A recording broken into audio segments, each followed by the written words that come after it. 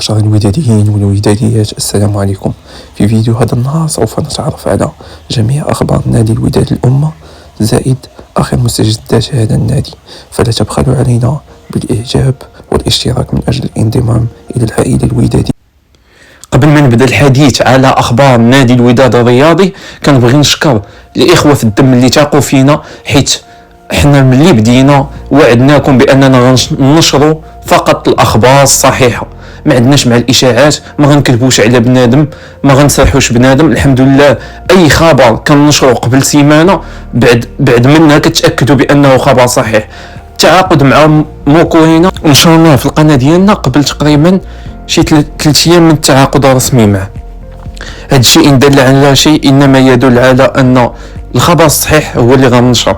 داكشي ديال الاشاعات، داكشي ديال نسرح بنادم، داكشي ما كاينش. اللي بغى الاخبار الصحيحه والاخبار اللي متعلقه بنادي الوداد الرياضي يدعمنا باللايك والاشتراك والانضمام للعائله الوداديه. دابا غنشرح لكم شنو دار ما بين موكوينا وايتمنا قبل التعاقد. موكوينا كان رافض تماما انه يجي للوداد، خصوصا كاينين شي وحدين مع شافوا التعاقد مع الوداد تا هما دخلوا على الخط وقالوا لي راه غتفشل في الوداد وشحال من حاجه. المهم هذا الشيء هو راسو تحدث عليه، هذا الشيء ابار، هذا الشيء حنا نشوفوا غير ما هو كروي. اول حاجه الشق المالي كانوا اتفقوا عليه، يعني ما عندناش حاجز مالي ولا مثلا المدرب طلب بشي مبالغ خياليه، ما عندناش مشكل. تفاهموا عليه، هو اول حاجه تفاهموا عليها. ثاني حاجه ان موكوينا هو اللي غيفرض الطاقم ديالو، ولكن الحوايج اللي طالب بهم موكوينا مشروع رياضي يكون واضح، يكون باين، يعني التفاصيل ديال هذا المشروع الرياضي اللي بغى الرئيس ايتمنا. الحمد لله حتى هو اتفقوا على المشروع الرياضي. زائد واحد الحاجه، مركب وينسينت قال لي ما يبقاش فيه داك العشب راه ما صالحش، واخا هو طبيعي، ولكن قال لي اقترح عليه واحد العشب ديال بلوز هيدريك. بالنسبه للطاقم التقني ديال المدرب ديالنا فغيتكون من مايكل، هذا سيتولى منصب مساعد المدرب، ديالي وماريو هادو تكنيسيان اناليتيك او ما يسمى بالمحلل الاداء، وكذلك مهرانغو هذا سوف يكون معد بدني لنادي الوداد الامه. احسن ما عجبني في الاتفاق هو ان صلاحيه الانتداب للاعبين فهي تعطات للمدرب والمدرب التقني اللي ان شاء الله غنتعرفوا عليه السيمانه الجايه. ثاني حاجه موكوينا اكد على الحب ديالو لجماهير الوداد والنادي الوداد الرياضي، وقال في لقاء صحفي له باننا كنا اعداء من قبل، يعني كنا ديما كنلعبوا ضد ساندونز، كان كيدرب ساندونز، لكن دابا ولينا اصدقاء. واللي عجبني اكثر هو ايتمنا قال لي عطينا غير 25% من داكشي اللي عطيتي لساندونز. فلك ان تتخيل الاجابه ديال موكوينا، قال لي غنعطيكم 26% وزيد حداها واحد، يعني 126% من طاقتي. هذا الشيء كيأكد بان السيد باغي يخدم.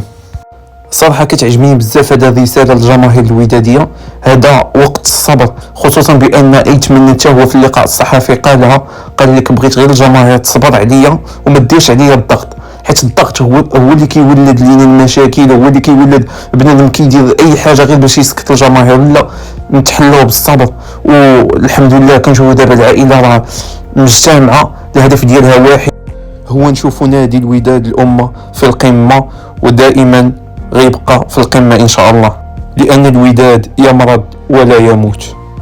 من بين ابرز اللاعبين اللي ممكن نادي الوداد الرياضي يتعاقدوا معاه في الايام المقبله هو البشير بن سعيد، هذا حارس مرمى المنتخب التونسي والاتحاد المونستيري. كاينين مفاوضات معاه، حتى شي حاجه ما رسميه، ولكن راه السيد قريب يوقع لنادي الوداد الام. اما بالشائعات اللي كتقول بان يوسف الفحلي قد انضم الى نادي الوداد الرياضي وكاين في كازا وكيفاوض الرجاء والوداد، فهذا الشيء كله كذوب. السيد راه وقع رسميا مع نادي الجيش الملكي، وما تثقوش بالاشاعات.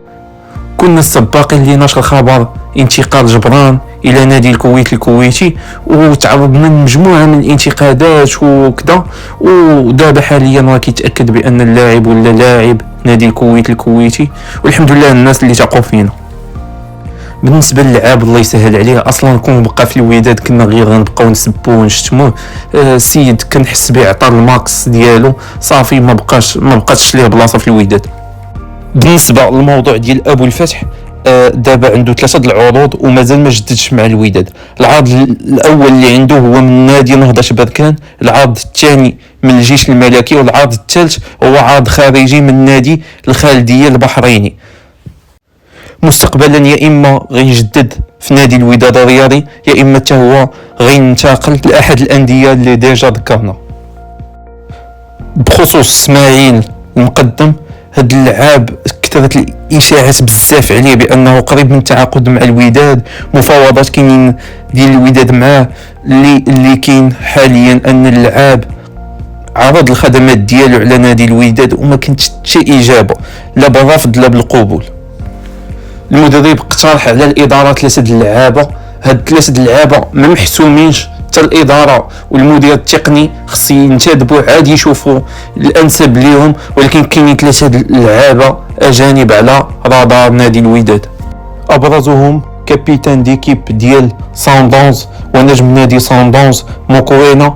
كاينين مفاوضات جاده وقريب الحسم في هذه الصفقه، لان اللاعب كان قريب للاهلي المصري لكن ما مشاش، وجا وكيل الاعمال ديالو للمغرب، وصل للمغرب وكاينين المفاوضات معاه.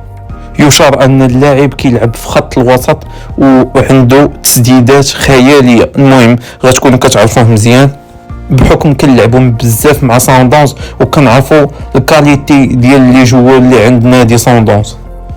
بخصوص بن تشيك والاخبار اللي ربطات الاسم ديالو بنادي الوداد الرياضي، هذه مجرد اشاعات وصافي.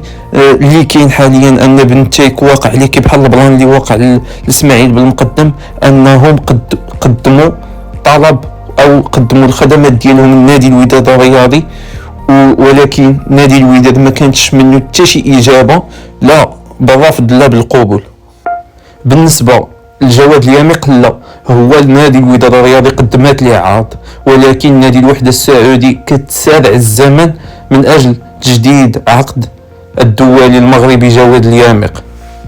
حاليا مازال ما وصلوا معاه حتى شي نتيجه، ولكن الايام المقبله يقدروا يجددوا معاه.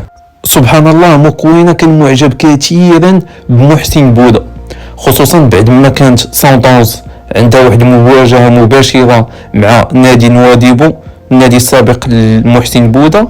مدحو بزاف مكوينه والان اصبح مدربا له. صفقه محسن بوده كنعتبرها هي احسن صفقه.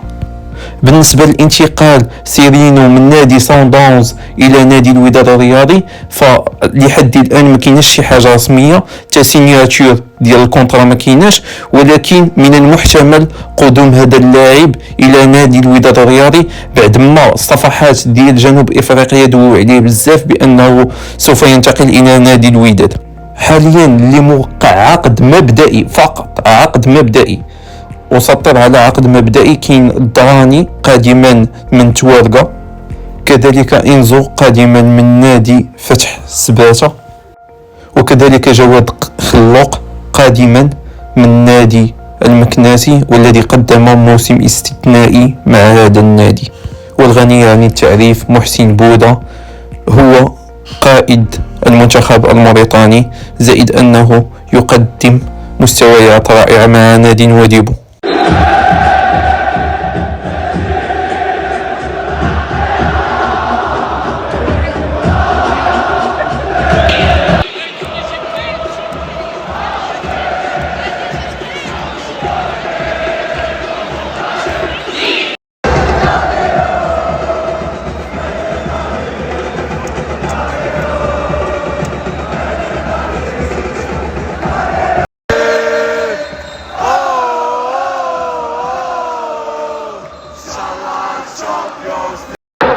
اجتهدت وقريت، بغيت نخدم ما لقيت، نادي ما عطاتنيش تعطيني واحد الدوكالو.